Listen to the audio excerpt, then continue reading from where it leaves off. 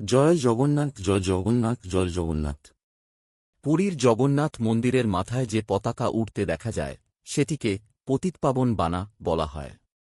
এই পতাকা ভগবান জগন্নাথের কৃপা ও সুরক্ষার প্রতীক হিসেবে অত্যন্ত পবিত্র বলে বিবেচিত। পতাকা সম্পর্কে কিছু বিশেষ তথ্য। জগন্নাথ মন্দিরের চূড়ায় প্রতিদিন নতুন পতাকা উত্তোলন করা হয়। শতাব্দীর পর শতাব্দী ধরে এই প্রথা অব্যাহত রয়েছে। পতাকাটি মন্দিরের শিখরের ওপর অবস্থিত নীলচক্রের সঙ্গে বাঁধা হয়।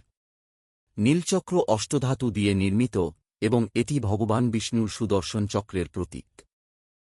সাহসী সেবায়েতরা পতাকা পরিবর্তন করেন। বিশেষ প্রশিক্ষণপ্রাপ্ত সেবায়েতরা প্রায় 214 থেকে 215 ফুট উঁচু শিখরে কোনো আধুনিক সুরক্ষা ব্যবস্থা ছাড়াই উঠে পতাকা পরিবর্তন করেন। এই দৃশ্য দেখতে বহু ভক্ত জড়ো হন। সাধারণত লাল, হলুদ বা সাদা রঙের পতাকা ব্যবহৃত হয়। এতে সূর্য ও চন্দ্রের প্রতীক থাকে, যা চিরন্তন শক্তি ও মঙ্গলের প্রতীক বলে মনে করা হয়।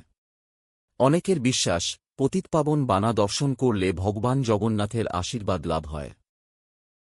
যারা মন্দিরে প্রবেশ করতে পারেন না, তারাও দূর থেকে নীলচক্র ও পতাকা দর্শন করে পূজার সমান ফল লাভ করেন বলে প্রচলিত বিশ্বাস রয়েছে। একটি জনপ্রিয় লোকবিশ্বাস। লোকমুখে প্রচলিত আছে যে কোনো দিন যদি এই পতাকা পরিবর্তনের আচার বন্ধ হয়ে যায়, তবে মন্দির দীর্ঘ সময়ের জন্য বন্ধ রাখতে হবে। এটি ধর্মীয় বিশ্বাস ও প্রথার অংশ, ঐতিহাসিকভাবে প্রমাণিত নিয়ম নয়। জয় জগন্নাথ। ভগবান জগন্নাথের পতিতপাবন বানা আজও পুরীধামের অন্যতম বিস্ময়কর ও শ্রদ্ধার প্রতীক।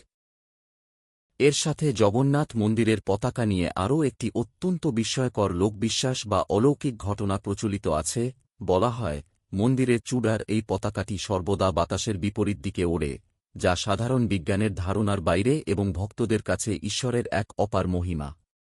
পুরীধাম এবং ভগবান জগন্নাথের এমন মহিমা সত্যিই বর্ণনাতীত।